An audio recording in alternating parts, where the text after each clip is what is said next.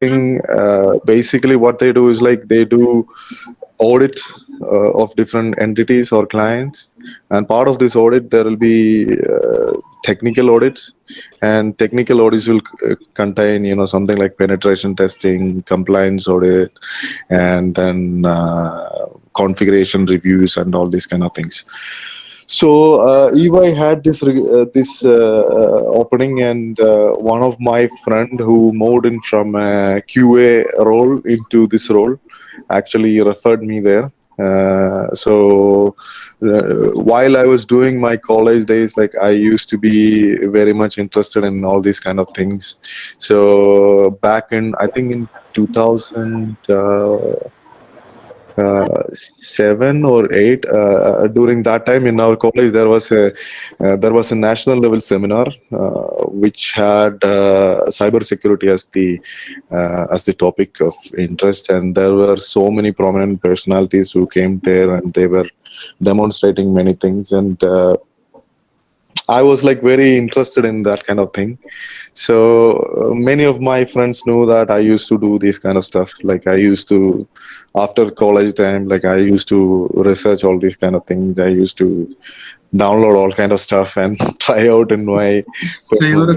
you have having some sort of security hobby. Cybersecurity was some sort of hobby. Yeah, I never knew there was a career path for this. Like that was the honest thing. Like I never knew there was something like there was something like a role that you will be breaking into machines and then So, reporting it. Like for me it was more like it was like, oh, it sounds very cool. Yeah, that kind of thing.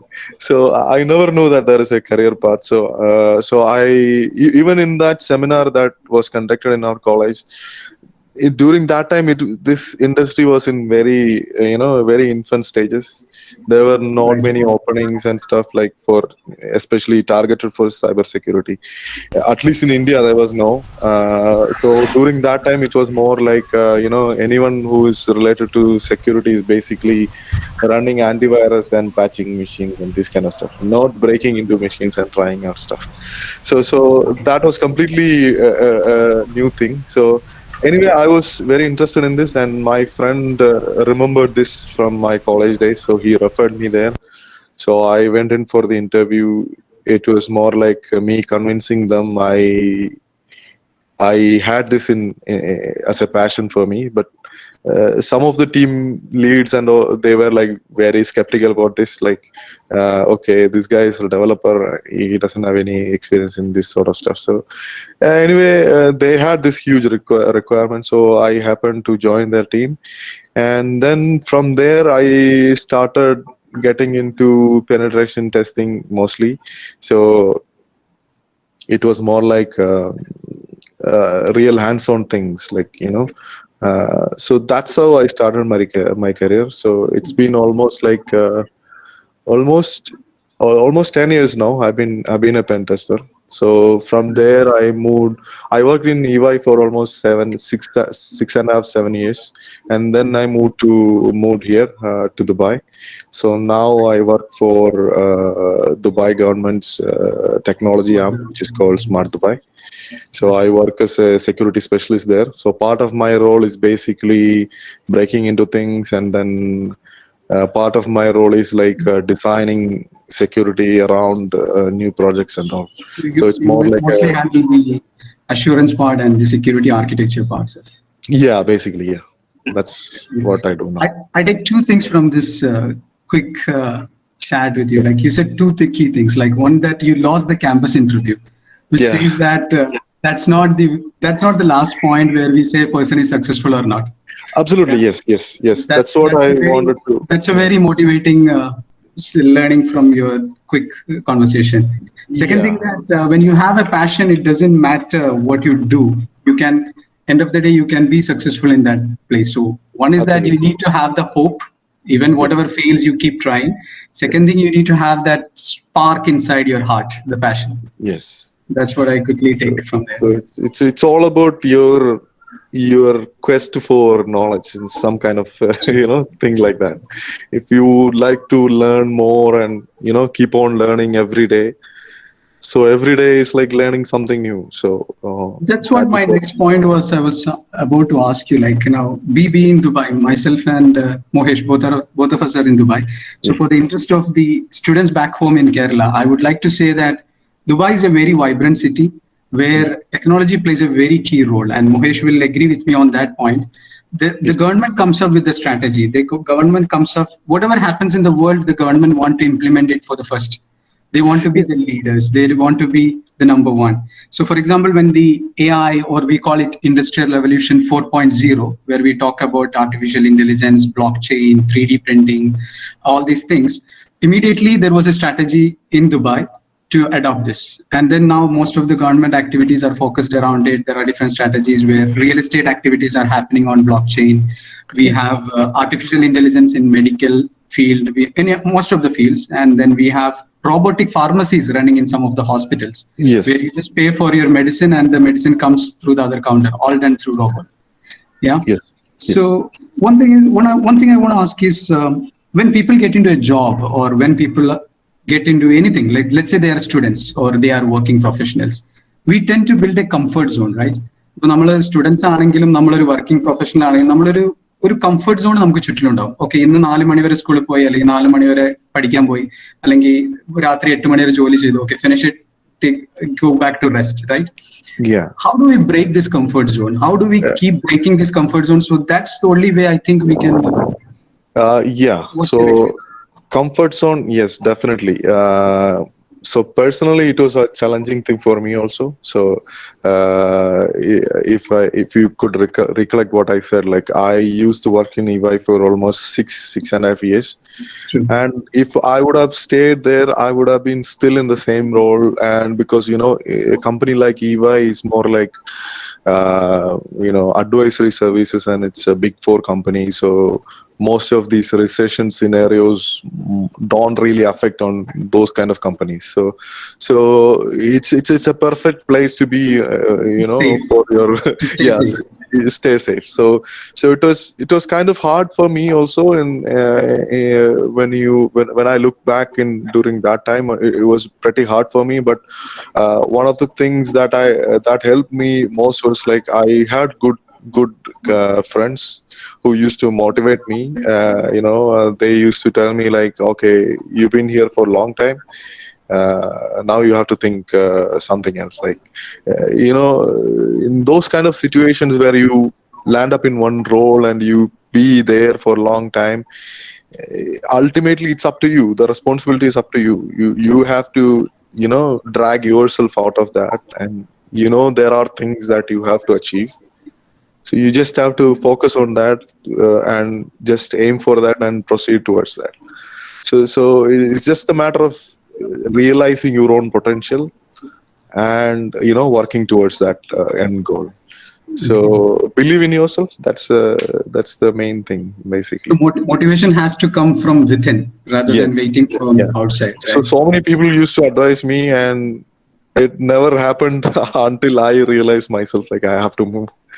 So that's the thing. So you really have to work on yourself. Like, so for me it was like very skeptical. I was very skeptical when I heard about this opportunity in Dubai. So it took me like, I think 1 year were long discussions with this company to finalize everything. So there was so many back and forth discussions, multiple technical level interviews, hands-on testings, challenges, and finally they said that, okay, because of the new HR policies and all, we cannot hire you directly now. So you'll be on a separate company's payroll first, and then eventually you'll be grabbed into the government payroll itself. So I was like, okay, I'm not doing it. Like, okay, I'm not. Then after that, okay, no, you have to go for it. Like, yeah. So it's up to that fight between two people inside your head. Like, you have to win. That's the thing. Right. Yeah. So there are two things. Like, one, you need to be willing to take a risk. Yeah. Second thing, you need to believe in yourself. And the Yes. third thing is that you need to have the motivation inside. Don't wait for it to come from outside. Yes. Absolutely. Outside will probably influence it. It will maybe make it a big fire, but Yeah. let's have the spark inside, right? Yes. Absolutely. Yes. So that's the advice to students as well, if I'm not wrong. Definitely, yes. Yes. Now, coming back to the same, the Yeah. around the city of Dubai, where Yeah. it's very vibrant, as I said, and it adopts technologies very fast. How Yeah. do you keep pace? Being in security, we have to know everything, but we don't have to be master in everything, right? We at least need to have an Yeah. overall picture of all the things in, especially in technology side. So, how do So you find it being working professional? How do you find that time to keep at the edge of the security knowledge and keep Uh, yeah, so it's a very challenging thing.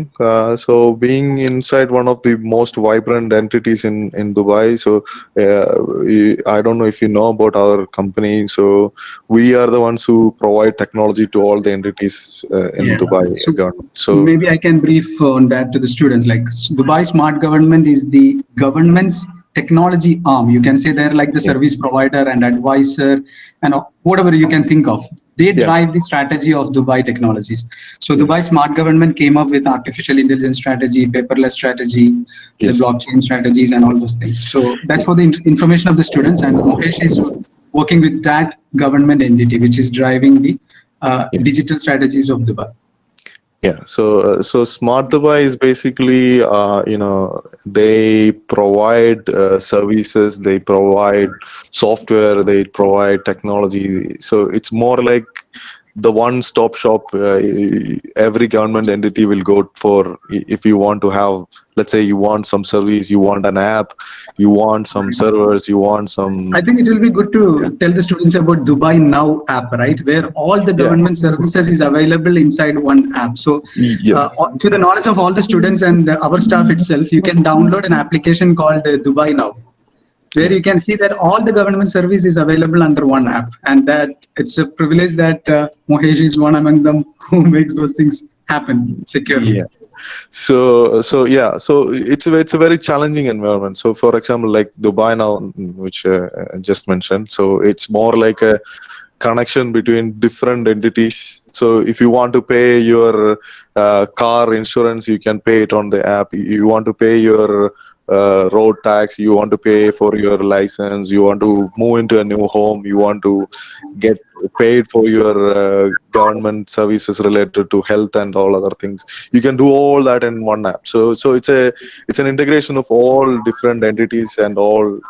I think around 600 services are accessible right now on Dubai Now. So basically, it's a very challenging environment. So everything changes very fastly. So government will come up with different norms and different drive. So the leadership has a unique vision. So they want to have use of zero paper by, I think, by 2022 or something. So 2020. yeah, so by that, none of the government entities will use anything that is written on a piece of paper. So everything will be digital. So that's how the drive goes. So there will be a lot of technology that will be pushed into all these, achieving all these things, and you just have to be on top of all this. So being in this profession, it's a very challenging thing. The moment you stop learning anything, you'll definitely fall behind. So it's up to you yourself. Like, you have to have that motivation. Subscribe to every online feeds that give you information about different technologies. Let's say tomorrow you heard about blockchain. Okay, blockchain is one kind of technology. Then there will be 10 different frameworks in blockchain. One will be from IBM, one will be an open source one will be another open source one, which will have a different feature. So it's up to you. Like, you have to go through all these and then learn bits and pieces of it. You don't have to learn everything. That's not possible at all. So it's a matter of, getting touch with these things and then jumping right into it. Take that risk and jumping right into it. So everything begins with you having strong basics. So that's the whole thing, actually. If you happen to have like that strong basics in everything above that is basically, just this same thing that will be built on top of this basics. So it is very easy to catch. So if you know how an application works, like what are the very basic things that make a web application or a mobile application, how it work, what are the very basic things involved in it. Then it is just a matter of just going through some topics to understand complex things, like it's like So that. So basic being in, thing is like you have to have good basics. That's the so thing. being in security, we need to be a continuous learner. That's the Yes, bottom line. absolutely. Yes, absolutely. It doesn't matter. You just have to focus only on the knowledge that is related to penetration testing, but you need to know about all the technologies and the developments happening around. Yeah. That's So the bottom line yeah. of it. Yes. Uh, Now, slowly, gradually, we will move on to the technical side of discussions. We have some questions which we have received from the students as well upfront, Okay. and Okay. probably I will open up the forum for students as well to ask questions. Okay. One before we move on, we'll slowly take a small halfway question, which is half uh, psychological, half and technology side. Now, Okay. in cybersecurity, we say black hat, white hat, and the gray Yeah. hats, right? Yeah. So Yeah. when you talk about a cybersecurity hacker, the first picture comes is that guy with the hood on the head, the Yeah. t-shirt and the cover, and Yeah. then with unkempt hair, and then sitting in some garage and Yeah. having cock on the side and stuff like that, right? Yeah. Yeah. It's a completely a wrong perception about security when we come and talk about the application of securities in the professional side. What we have noticed is that people are getting more driven by the black hats and the gray hats into that lines rather getting motivated from the white hats. Now, Mohesh being a white hat, what's your advice to the students? Like, there are a lot of communities popping up. I have personally seen certain communities where they actually keep honey traps and stuff like that, and then get somebody into doing something wrong, and then exploit him and blackmail him, and then make him do a relief activity or some sort of contribution to some social activity, and then publish it as a achievement, which I don't think is a legitimate way of using the knowledge what we gain through security and all Yeah. these practices. So, what's your So advice for students to be on the white hat side and don't get into the illegitimate? Because when you learn something, it's like learning martial arts, right? When you go and learn the karate or kung fu, within yeah. 6 months you will know some techniques, and you will be so frustrated to use that technique somewhere. Yeah. So similarly, So when we start security side, we learn some exploits. Now we will be like frustrated to get and use it. So, what's your advice? yeah. So this is kind of like a very teenage kind of thing. Like Yeah, when the blood when boils. you are, yeah. So when your blood boils, like you'll feel like, okay, what if I compromise this? What if I do that? What if I do this? So so ultimately, like uh, unless you know everything, don't do anything. That's the thing. Like half baked knowledge is always a very നമ്മൾ dangerous thing. Like മലയാളത്തിൽ പറയുന്ന പോലെ മുറിവൈദ്യൻ ആളെ കൊല്ലും എന്ന് പറയും. yes, definitely. Doctor without full So knowledge will kill the patient. yeah, so I've seen a lot of people who do that. Like they don't know basic things, and they think, okay, using a Tor and then doing something through Tor will keep me safe. Like how can you how can you come to that conclusion? Like how do you know, like somebody who runs the Tor peer nodes are who are there, like what kind of monitoring techniques that they use, like you're just seeing from the attacker's perspective. There is a different perspective also. There is always like the offensive side and the defensive side in technology, like or security basically. So the defensive side has more technology than maybe like offensive side. They have machine learning, they have automated systems that look into logs that are in petabytes amount of data, so they can find out that anomaly instantly and like send alerts to someone else. Like so there are technologies like that, and you're not seeing the whole picture, and you're getting into these kind of things, and eventually in technology or in internet, like everything that you send outside remains somewhere for the end of time. It will be stored somewhere, it will be there, it will be retrievable. So the thing that you do today, and maybe you are not caught today, maybe after 10 years somebody will go through that log and find you that, okay, this is the guy who did that. So I mean, it has happened for very very well, I mean, like big news in media and all. Like I've read some news like that. Like those guys like used to be good guys now, but the things that they did in the past, like somehow get stored somewhere, and somebody did analysis of that and found it. Okay, this is this guy. So it's just a matter of like, why do you want to do that? It's not really actually cool. Like, you'll feel that okay, the coolness factor actually drives you to do all this, which is actually, I would not advise doing that, anything like that, because you should learn more. So the idea is like, you need to gain more knowledge. Of course, you can do bug bounties and other things. That's a different story. Like you can break into stuff with permission, or where people allow you to do that kind of things. That's absolutely fine. But getting into all these gray things where people post something, and then all these kind of carding and all these kind of scenarios. Like I've seen a lot of groups in Telegram, WhatsApp, and all. Yeah, yeah. People were like asking about this carding thing.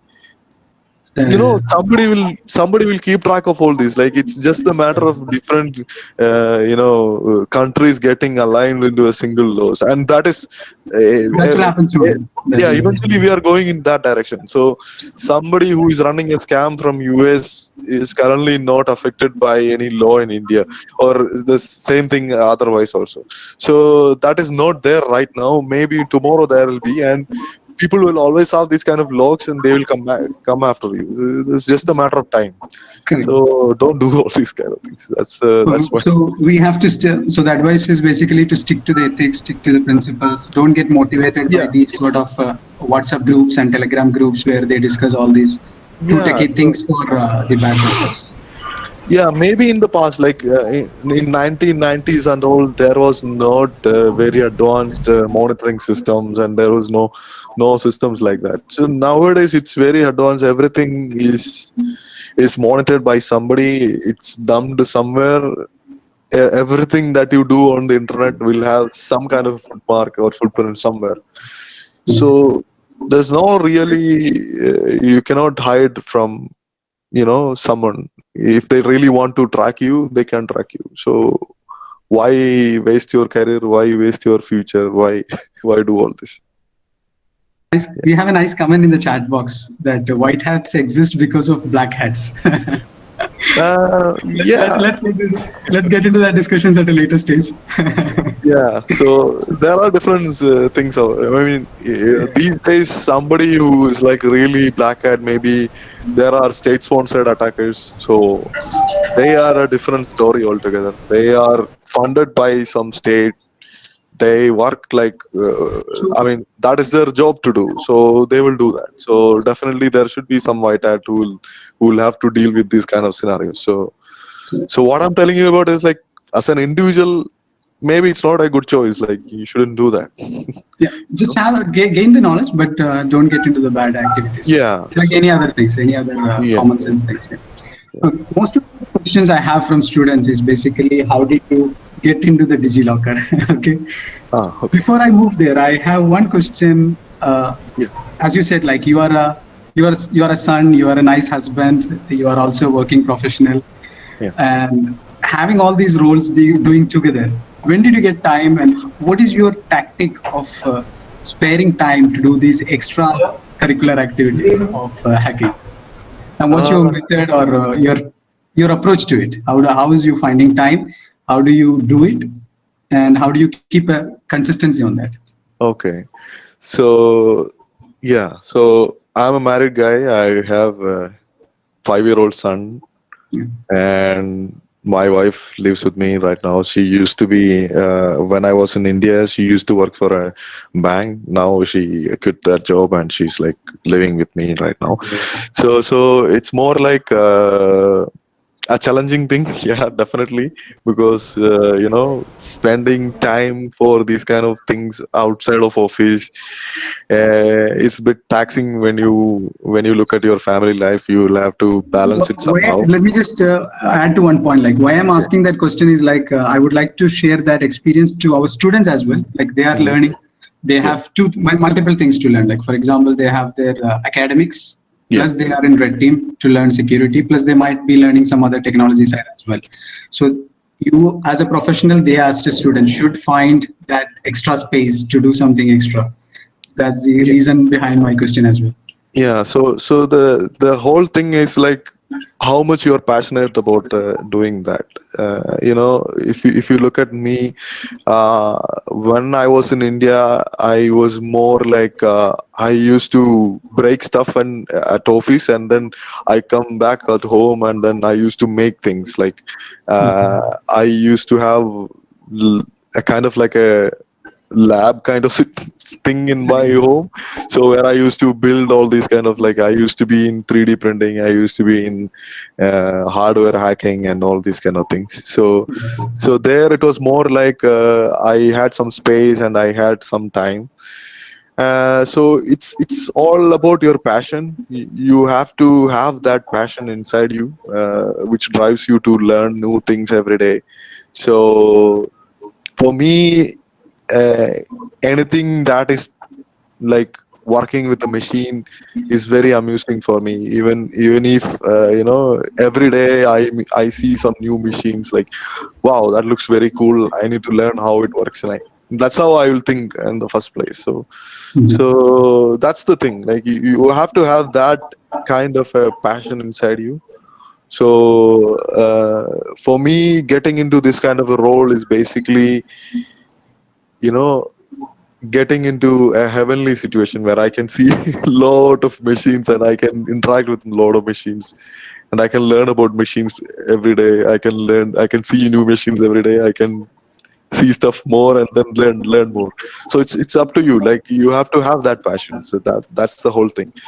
So now getting back to the thing about DigiLocker and all. So basically, it's the same thing. Like now I don't have that much of a space around me, so I cannot build a lab here because of Dubai is very expensive. I cannot afford to have a big home with one room set up only for a lab. Look at the lab So there. obviously I thought, okay, I cannot do that. Okay, fine.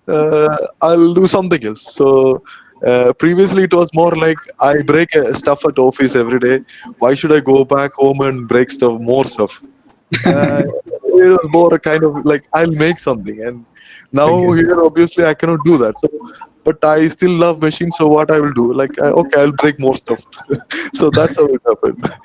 you So know. you somehow squeeze the time and you find that extra space Exactly. or Yeah. extra So time. it's up to you. Like you need to have that passion inside you. You have to push the borders. Yes. Yes. Okay. One interesting question from the students are like, what is your tactics or what is your methodology for bug hunting, and what is your advice to the new bug hunters? Okay. Yeah. So bug hunting is like it's a very vast thing these days. A lot of people are into that. Many people get into this because of easy money. Okay, you get a lot of money. Yeah. So lot of people attack a lot of things. Like there are multiple platforms like Bugcrowd, HackerOne, then Cobalt.io, then Synac, and so many platforms are there. So much of work is happening.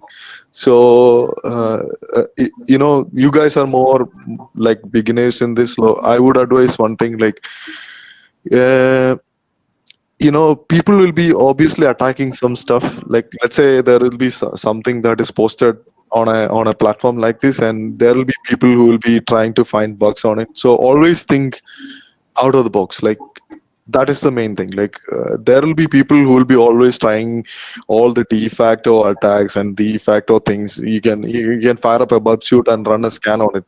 You'll find some stuff, but eventually you will not find the real thing. So always think out of the box. What if I do this in a different way? Like what if I look at it from a different angle? Like so you always have to have that kind of a mentality.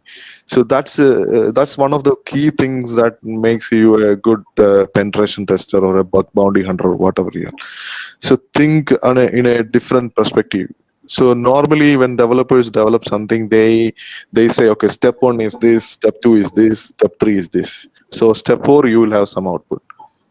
They will never think out of that context. So as a penetration tester or a bounty hunter or whatever you are, so you need to think like, okay, what if I do this thing on step 1 and then I skip to step 4, what will happen? So think like that. So that is the basis of all these bug bounties or security testing and all these kind of things. So it's always about thinking out of the box, thinking about some things that others won't, you know on a normal scenario they might not have thought about it. So it's all about you thinking on those kind of lines will get you into that ultimate goal. So breaking into everything. Okay. So it's basically thinking out of the box, not just going for the low hanging fruits. Yeah, so anyone can do that. Like you can find things. So now it is just a matter of who gets into that first. If you are going for, okay, there is a cross-site or a injection flow and anything. These days there are a lot of automated solutions that will look and find for that. So it's for me it's like a low-hanging thing. But what if the business flow of the application is Yeah. flawed? So that is the thing that you have to think on in Correct. that So just don't think perspective. from a technical standpoint, look at the business as a whole, the whole business process. Yes, exactly. Correct. That's what it is. So, dear students, I have multiple questions related to the same topic. So, I think Mukesh answered different questions in his one session. Like there was a question like, how did you make it happen? What is your advice to know that exploit like what you found was not there before or nobody else knew about it? All these are related to the same DigiLocker and the bug hunting part. So, all those questions was combined, and I think Mohesh has answered for that. One question which came in the chat box was just a quick one. Is that possible to become a full-time bug hunter? Yeah, That's of course, something. yes. Yeah, that is also possible given you are ready to take the risk. Uh, it's more like you doing these kind of things 24 bar 7. And if you're going in that path, I would not advise you to go and do small things like everybody does. I guess the light is blocking. Let me just pull out this card. Yeah. So I would not advise you to do normal things that normal bounty hunters do. You can obviously look into things like I don't know if you have heard about this initiatives like Zero Day Initiative. Yeah, What they companies. do, yeah. So they what they look for is like they look for 0 days basically. So 0 days is basically something you can make a lot of money. So if you happen to break into, uh, let's say, an Android system or an iOS system or a browser or a PDF viewer or any normal application used by normal people, and you manage to find a 0 day in it, you can make a lot of money. So if you are going to become a full-time bounty hunter like that, then I would prefer you to upgrade your knowledge into that level where you can build your own custom fuzzers and then fuss these kind of platforms and find that the real bugs, not like finding some cross-site or injection flows in some web applications. That will be very tricky. Like you'll be wasting a lot of your money, a lot of your time and effort to find something that may not feed you. If you're a full-time bounty hunter. So I would advise you to upgrade your knowledge and then be in that level and go for it. Okay. One related question is like, how do you hack without a permission? It's something related to bug hunting. So I think Okay. the student intended to ask like, when you did this DigiLocker, did you had any pre-approvals? I think that was the intention of the student when he or she wrote this question. Okay. Do you have to take an approval before you do this? All these things. Yeah. So there was no approval. Yeah, definitely there was no approval, and I made sure that I was not doing anything intrusive. So that is the thing. So how it happened was like I basically got the app which is public to everybody. So I just installed the app on a test device. Then I try to reverse engineer the app and then try to monitor how the apps communicate with the backend server. So it was just a matter of me reading through all that was happening between the app and the server, and then finding the flow. I was not doing anything that would like break into their system and then, you know, Right. So you didn't exploit anything. yeah. You didn't So cross the limits. yeah, I didn't even attack anyone else's account. So I created one account, and then I used my brother-in-law's Aadhaar card to create one more account, and then basically with his consent, I was able to get into his account and then, you know, create a POC out of it. So, you know, in these situations when you deal with this kind of scenarios where there is no bounty that is publicly published in any platform. Let's say you find an application, they don't have a bounty program. Mhm. Better not do any intrusive attack on them to be on the safe legal side.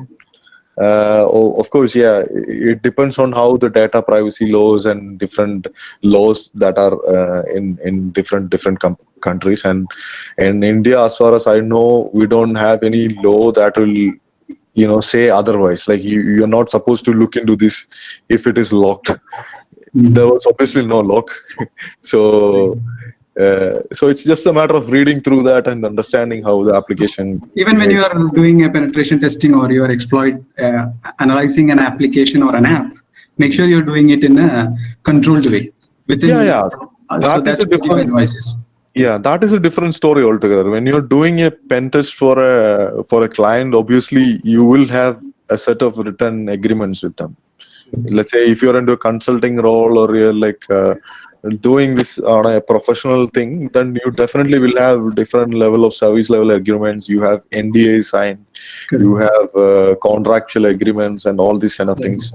So there will be like a reporting metrics and reporting hierarchy also. So if you find something while you're doing an activity, then you know where to go and report. You know, so But these if you're things not are, doing in a consulting model, if you're doing it on your own on any openly available applications and website, make sure you don't do intrusive and you yeah, do it in the controlled way. That's yeah, basically the yeah, advice on that. yeah. Uh, okay, there is a question from a student that says, at what age did you join cybersecurity as a career? So that you already answered in introduction. It Yeah. was immediately after the graduation and it was a transition rather than joining. Yeah, so I was a developer first, and then So that you I already. happened to be in this. Yeah. Another question is like, what are your favorite tools for security assessments and penetration testing? Okay. So it depends on what I'm assessing, basically. So let's say if I'm assessing a web application, definitely Burp Suite. Everybody loves Burp Suite. I also love Burp Suite. So Burp Suite is one of the de facto things I'll have. Uh, when it comes to mobile applications these days, it's a combination of many things. So for static things, I use Ajin's MobSF. I don't know if you have heard about it. Like I reverse it. I use MobSF to do quick analysis on the APKs and IPA files. So that is from the static side. From the dynamic side, definitely it will be like a combination of Burp Suite plus some scripts on Frida that I made on myself, and it's a combination of all these, like Burp Suite, Frida, and some test devices, basically. So depending on the scenario and the tool Yeah, and the target yeah, technology, your tool set changes. yeah. This So is the yeah. optimum So way of doing it. sometimes, like being in this organization, I assess different scenarios. Like sometimes it will be like hardware devices, so that will require a different set of tools. So the idea is like, okay, if this platform or a tool is communicating with something else, then I'll try to intercept the traffic. I'll try to put in some kind of a transparent kind of network sniffer when the device communicates. Then I'll try to probably open the device up and see how the hardware looks like, and if I can find some debug port somewhere, then I'll try to connect to it and try to get some data. Then probably look into what kind of chips and things are put on the board, then try to get a data sheet and then try to see what I can do with that. So yeah, it's all depends on the scenario. Okay. I have two set of questions with me, Mohesh. One set is Yeah. that once lively pops up in our chat box, and another set was something which was pre-given to us by the students. Okay. One Okay. of the question in the one which students give us earlier is that how much time did you spend to find this DigiLocker issue? What was your time investment? Okay. So, yeah. So, if I could recollect it correctly, so what happened was like I hope you remember about this Arogya Setu whole Yeah, thing yeah, about it's COVID. guy. Yeah. So this guy who posted on the medium with this thing about like Arogya Setu, he was able to do some stuff. So Because of the Bluetooth vulnerabilities and all, right? yeah, so we have a group like in WhatsApp. So we were discussing this thing, and people were discussing about this thing, and I was like telling them, okay, maybe we could try to reverse engineer the APK and see how you can intercept the SSL out of it. Like, so I had some custom SSL interception scripts that I created for my assessment activities. So I used some of that in the Arogya Setu app. So initially I was not able to break into that. So I reversed the app, and then finally it was like it took me some time, and I did a small customized script for Arogya Setu itself. So I distributed it in the group, and we were like interacting like this. And suddenly I think somebody asked about how about we look into other applications. So out of just curiosity, I heard that Indian government had something like DigiLocker. So part of why I chose this platform was because something that there was a similar project that we also run here in Dubai government. So I was very interested in how they implemented their solution. So it was me like out of just curiosity, I just got the app and just ran basic scripts and then looking into traffic. So maybe it took me around 2 hours, 3 hours to find out that there is a big flaw in this. Okay, so that's So short time. yeah, so it's just a matter of seeing how it is. Like, so once you see the application, like you just correlate it with the basic things. So Mhm. based on what I saw, yeah, okay, this app logs in a particular manner, and this is how the session is handled by the app. Okay, so it doesn't rely on certain control. So immediately you will get that thing. The experience is the rest, right? Yeah. So it's basically sort of experience as well as like you just seeing that traffic. That's it. Okay. So it was like more like 3 hours. I think 3 hours, 4 hours maybe. Yeah, Yeah. that's it. I think I covered quite a few questions which I received written, and now there are some chat questions. Just for the interest of the questionnaires, that we will not discuss anything related to a specific entity in this conversation, either Okay. in which I am working or where Mohesh is working. Rather, we will only talk in general and publicly available information. That's for the interest of the students and participants who is asking the questions. Yeah. Okay, so one of the question is like, what is Mohesh's view of cybersecurity career after the pandemic? Uh, yeah. So after the pandemic, definitely I see that there will be definitely requirements for security as such. Like, and more of it will be like people who are into or who has some knowledge in cloud infrastructure, basically. So because of the situation, many people suddenly shifted all their assets into the cloud, their services into the cloud. So, companies are looking left and right to find people who know things about cloud. So, people who understand cloud, how cloud infrastructure works, especially like Amazon, Azure, and these platforms differ. They provide a lot of different services. They provide infrastructure as a service, platform as a service, software as a service. So all these kind of things are there. So how their systems are organized. So anyone who has that knowledge, definitely there will be that openings and requirements for security. So security is something that you cannot live without. So It's becoming a norm and a mandate now. yeah, so initially I know a lot of companies in when I used to work in Infopark as well as Technopark. both when I was part of EY. So I used to know a lot of companies, like big companies in Kerala and India and all. They never had any infosec roles. So that when I left India, I immediately saw that many of my colleagues who used to work in EY and all shifted into these companies nearby in different parks. So yeah, now I know that they are also into this. They have openings. They have different roles and everything opened up. So yeah, every company, you just cannot live So, without so security. you have a positive outlook on cybersecurity Yeah, careers definitely, definitely. during and after the pandemic. Yes, yes. There are some questions from Shabna Riaz. Shabna, one thing we'll not talk about the Smart Dubai security engineer hiring processes that you can go to their website and you can have it there.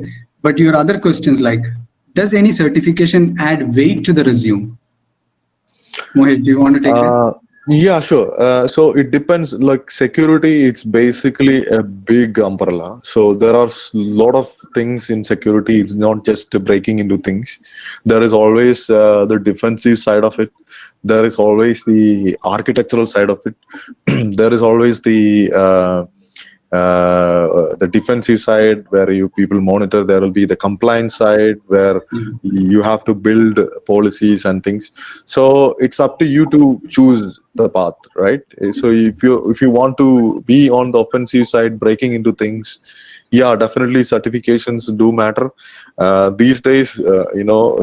Where there will be bigger technical drives. What they do these days is like during the interview process itself, they will have technical hands-on interviews. Uh, so while I was trying to move out of EY, I used to attend a lot of interviews and things. So I immediately saw that change when I started working in InfoSec, and when I tried to move out of EY. How was the situation? Like previously, it was just me, the matter of going into a interview board and then convincing them I used to do this, I used to do that, and then they will come up with situational questions like, okay, what will you do in this and this scenario, and what are the tools that you can use in this and this scenario, how are these tools working, what are the basics of that. So it's more like a conversational thing, right? So now when I try to move out of EY after 6 years, what was the bigger change that I noticed was there will be a technical round where people will you know really burn you with all these questions, like coming into different basic things and all. Practical But questions. yeah, so after that there will be another round where will be you'll have to have that practical knowledge. So they will have, for example, I think I remember I attending one interview for Grab taxi in Singapore. So their CISO had a remote session with me. After that, he just presented with me a machine that I have to break in and then go to the next round. Okay. So that's how things are now. So you have to have that practical knowledge. So definitely doing some certifications will help you. Certifications that have hands-on stuff will be definitely a good thing for you. So that's the thing. Yeah. Yeah, I think I too would like to add to that. Like certification is like the first clearing gate because most of the companies, the HR is the one who sources people. Yeah. So the technical team inside would say, okay, I need a pen tester. He would give his requirements. Plus, he will give some certification keywords Yeah. like CH, CISSP, CISA, whatever it is. Yeah. And then they go and Google for these people on their these certifications on the resume, and then the source from that. Then you get a chance to present your experience. So certification is like getting to the HR firewall. And let me put it in a Yeah. security term. So just to add to that, these days, whatever that HR is doing is probably not a person at all. There are robotic process automation. So Exactly. these Yeah. things will just, crawl through all these emails and applicants and everything. They look Yes. for those keywords and, okay, you find this certification here. Okay, now it will be passed into different levels. There is no more human thing in most of Yeah, the there are a companies. lot of companies which use artificial intelligence in recruitment Yeah, process. so they recruit people like that. So having certifications is the first thing that you will be shortlisted. There are some questions like, do you use Python scripts from Norman? Norman has another interesting question. BCA or MCA? is it better than BTech when coming to cybersecurity? It's a very Um, tricky question to us. okay. I hope So his parents are not listening to those conversations. yeah. So from that perspective, like my parents forced me to do this BTech thing.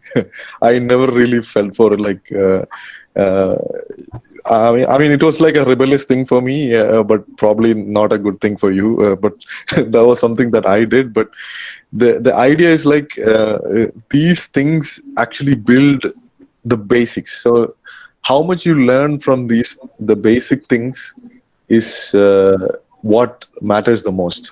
Like even if it is BCA, MCA, or BTech in computer science or anything, the whole idea is like you have to have that basic, and this period of your time is basically something that you have a lot of time with you.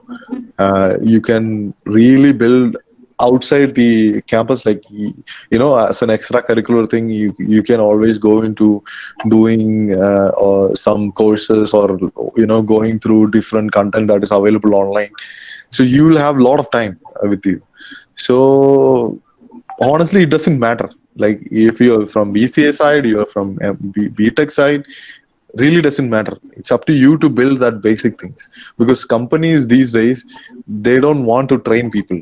That's the whole thing. They want people to come on board quickly and start their Yeah. work. So how much you know by yourself really counts. So if you happen to learn something about the cloud when you're learning your BCA or BTech or whatever, which is not there in any of the syllabus. I don't think any It will syllabus. not be mostly in the academic curriculums, you're Yeah. right. So if you happen to learn all that when you get time, definitely you will be the person that those Yeah. companies will look forward to. Yeah. True, true.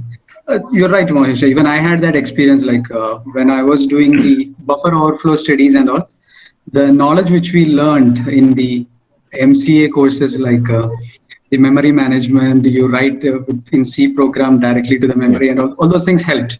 It Yeah. actually aided in learning these exploits and other things. Yeah. So it's basically having the basics. So how much you can grab from these academics and solidify your basics, that will get you into anything else after that. Yeah. Okay. I think Furkan Hamid also had the same question. Like, could you share your thoughts on degree doesn't matter, but skill does? That's, I think we already answered that with this Yeah. feedback from you, that it's more of getting the basics and then building your skills on top of it. Exactly. Yes. How much programming knowledge is needed to become the best security analyst? Anwar P is Uh, asking. yeah. So honestly, that would be like, you don't really need to be a programmer to do anything. You don't really need to be someone who can write a program to do all sort of crazy things. You don't really need to be doing that. You need to know Uh, how things work in the yeah. background. That's the So key. the basic idea is that, and then a little bit of script knowledge is always good. Like if you can understand, if you can look at something and understand, okay, I think that program does this kind of things. If you can understand that much, that's it. You don't have to basically write stuff. Of course, yeah, learning new things is definitely a good thing, but to start with, you don't really need to be a hardcore programmer to do anything. You just Very have to understand basic. So good. learn any basic scripting language. One of the language will, always help you understand others also, because it will be just small things that will differ between different languages. There is a compliment, Mohesh, sir, would you get to work for India? As you mentioned, Arogya Setu, I'm Hmm. sure if you would come back home, you would be a national asset. You are Yeah. already a national asset. Jitendran, right? Thanks for that compliments. Thank you, man. Thank you for that compliment. Like, uh, I would definitely love to come back if there is a good opportunity. Yeah, definitely. Yeah, because going back home is a good thing. Yeah, Home yeah. always calls back. Yeah. So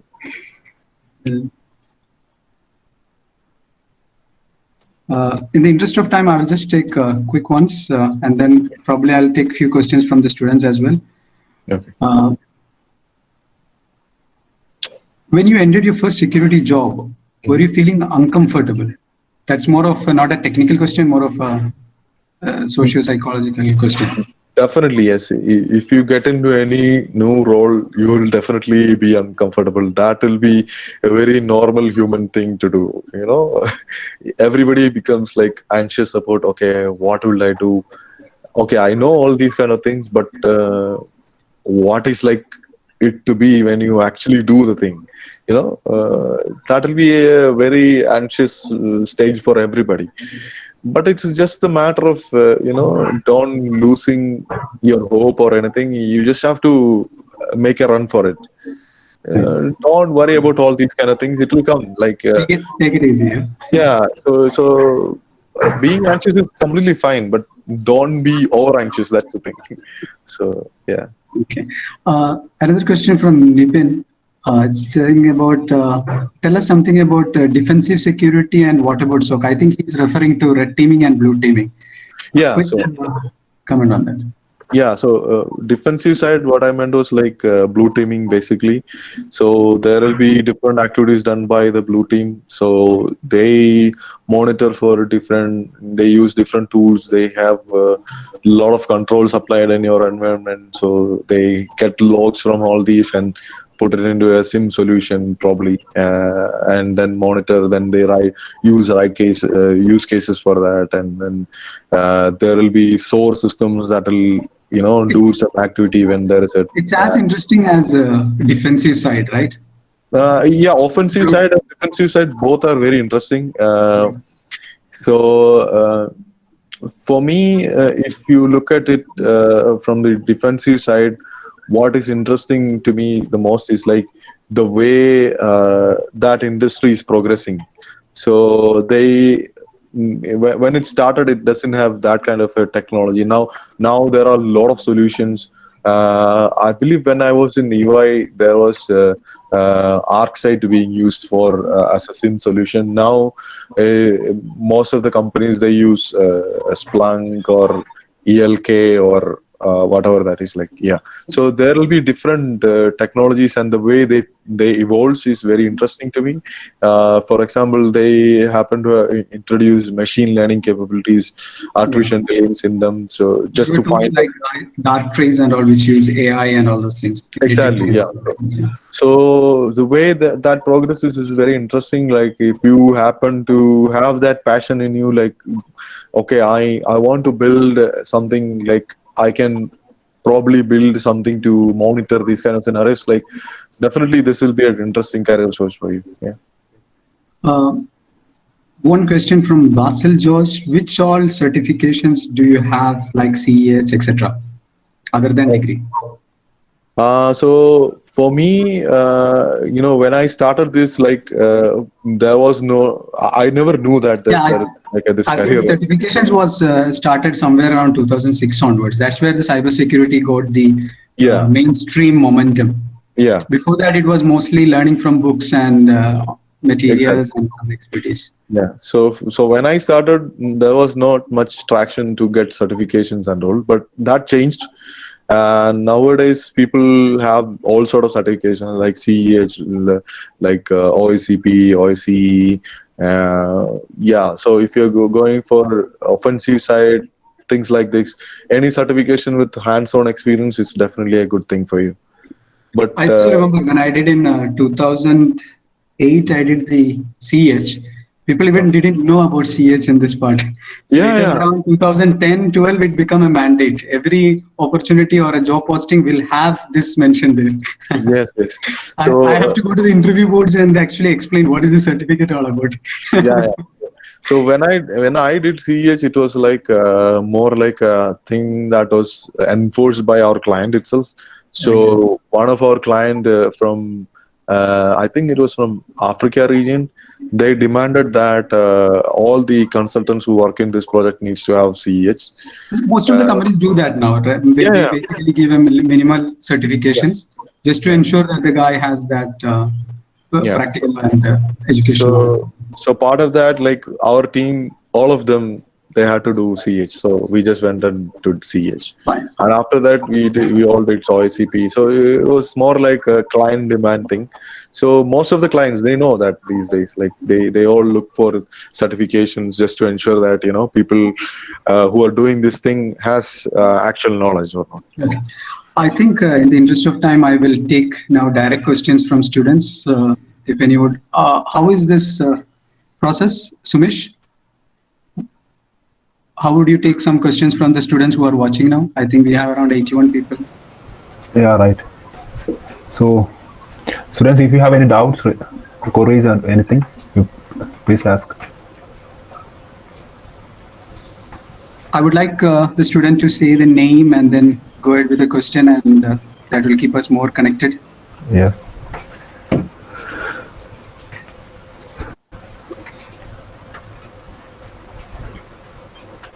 Hi, I'm Jitendran CS. Hi. See, I'm a hardcore patriot. Okay. So I want to know what's the main thing that is India's failing in cyberspace. Uh, India is not failing actually. It's just a matter of having more coordination in the efforts done by the government. That's all. So if you look at any of the organizations in India who deal with in the security side, there are a lot of organizations in different areas.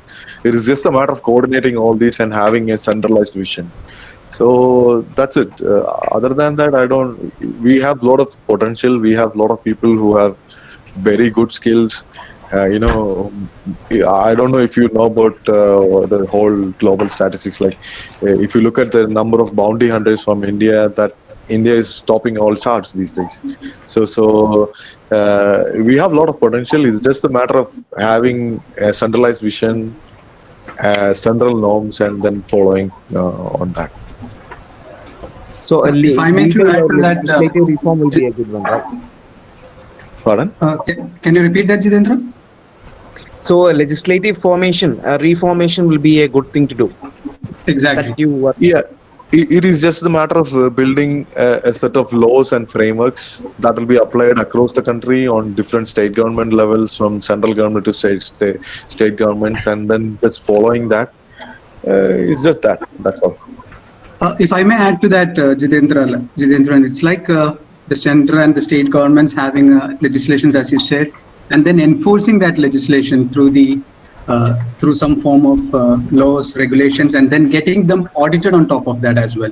For Yes. example, we can come up with a regulation or a framework, which the central government is doing to best of my knowledge now. They have a lot of draft laws and other things going on in this space. There are different forums and communities working to support the central government as well on that side. Once it is implemented, then the entities has to be audited as well, whether they are abiding to that.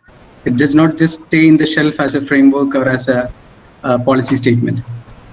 That's Can I my add take one on more that. Yeah, go ahead, Jitendra. see, the technical forecasters, so-called forecasters, are saying that Mhm. within 10 years, the cyberspace is going to be a virtual warfare mode. Mm-hmm. So where will be the India's place over there? Like Scotland or something? You mean like I really don't think there will be We a will not be nuclear behind warfare. anyone. Yeah, so there will not be it will not be like a ranking system where people will fight against things and get ranked. I don't think something like that will happen. But definitely we will have our place. It is not just there. I don't think there will be a ranking system where you can, I can't even quantify how we can rank somebody based on. You happen to say that, like, okay, we will have like a cyber army kind of thing or something like that. Which we Maybe have. we already have, yeah. So I don't think there will be a ranking system, right? So it is just a matter of we having our own space in it. That's all. Yeah. Right. But I believe Thank we will not be behind anyone, Jitendra. Yeah, definitely. Yeah. Yeah. Of course, we'll be leading for sure. That's what, to best of my knowledge, that's what we will do. Hello. Fair enough. Any other questions, students? Hello. Hello, am I Yes. audible? Yes. Yeah. Yeah, I'm Shapna. I'm a cybersecurity student in the UK. So I just wanted to ask you if a student asks for some help which is related to something that you have already found out, if I point out it's Arogya Setu, the first Mhm. thing that I want to know is do you publish your findings or your studies that you have made on the Arogya Setu somewhere? And the second thing is, to be more precise, I am taking up a project on the Arogya Setu here. So if I ask for some support or guidance, would you be able to do that? Okay, so if I understand it correctly, you are asking about publishing these things before telling So, someone, right? so where No, does no. this knowledge, what you learned from Arogya Setu, the vulnerabilities and other things which you learned or you know, is Yeah. it is there a repository where she can refer to? Second thing, can you extend a helping hand because she's doing a project related to Arogya Setu app? Okay. Is that Okay. my understanding correct, Shabna? Yeah, it's almost correct. It's not just the Arogya Setu, but I am doing a comparative study on on some of the selected applications released for the COVID, the security side of them. Okay. So that is something that I need to ask you if you can like support me or guide me regarding this. It would be very helpful. Yeah, sure. I can try to help on that.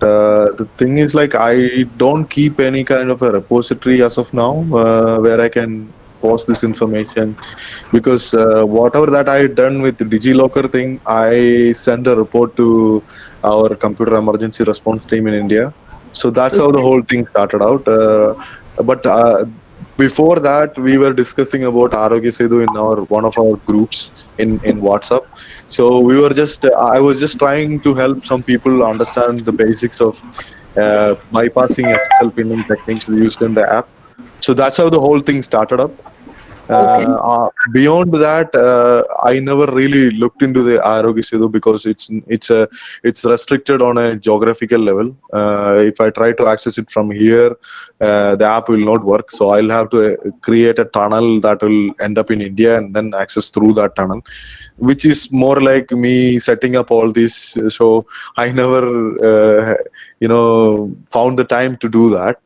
Uh, I mean, I can try to help if you want to know specific things. Like if you can send me that queries, like I can try to answer that, and will help you on that. Yeah.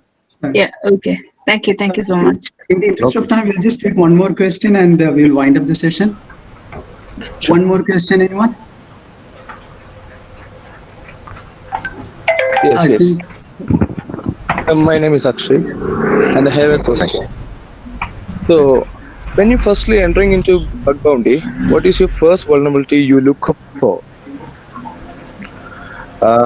It depends on what you're trying to find. Like, let's say, for example, if it's a web application, I would definitely look for information leakages and bypasses and all these kind of things, rather than looking into injection-related flows and all. These will be, if it is posted in a bounty platform, somebody will be already be attacking on this and they'll be trying all the normal things on this. So I would definitely try to do, unless it's a private bounty program, then definitely I will try to do that. But if it is not a private program, it's a public program, I would suggest you to look something that is not normally attackers will look for, something like information leakages, authorization bypasses, these kind of things. Yeah. And which is the better platform for beginner for doing bug bounty? For doing bounties, it's more like there are a lot of platforms these days. You have Bugcrowd, you have HackerOne. It is just a matter of you signing up on any of these and trying to find bugs on this. So you just have to have a platform so that you don't go around breaking stuff and finally you will not get paid for it. Like, so that would not help you, right? So these platforms, what is the thing related to these platforms is basically, if you try to report through these platforms, you will have the more chance of getting it properly communicated with the target team, and then they will look into this issue. Otherwise, there will be a good chance that your thing may be missed somewhere, or else you find something that is very novel and very very precious finding from some platform, then you can probably try to reach out to some company. Yeah, that is also another thing. But I would prefer you to go with some online platform. That would be best option for beginners. Yeah. Okay. Thank you so much, students. Thank you so much, audience, for the wonderful participation. A lot of questions yet to be answered. Some of them we answered generally, so some are interrelated questions. Most of the specific questions I think we have answered. Red team has shared a feedback form, so we will be looking forward for your feedbacks on this. To conclude, there are a few points which Mohesh has added to us. One is that to keep the motivation up, don't get disappointed if one opportunity loses. It doesn't matter what are you doing in the academic, you can still be on the cybersecurity side, provided you have the passion and you do the your own homeworks and stuff like that. Of course, certifications adds value to your resume. It gives you an opportunity. At the same time, you need to be up to date and to have the hands-on skill set always harnessed. Those are some quick feedbacks, and to be a continuous learner of what's going on all around. So I hope everyone is okay with it, and thank you so much, Mohesh, for this wonderful session. It was Thank a you. blessing for being with you, and to assure the students that Mohesh will be always available for supporting us. In case if anything, do feel free. He's available. Sure. Yeah, Definitely, as I said, yeah, he's a star now. So the star is always available in the cyber skies. Thank you guys for giving me this. Thank you, Red Team. opportunity. Thank you, Red Team, as well, Thank for giving me and Mohesh this opportunity. Thank you. We'll sign off now. Thank you, guys. Yeah, anything else, Sumesh? Or you want to take the stage back? No, sir. No, sir. It's okay. It's actually. Yes, sir. Thank you, then. We will sign off. Yeah, Geetu. Yeah. Thank you, Mahesh sir and Jesus sir, for being with us. Thank you.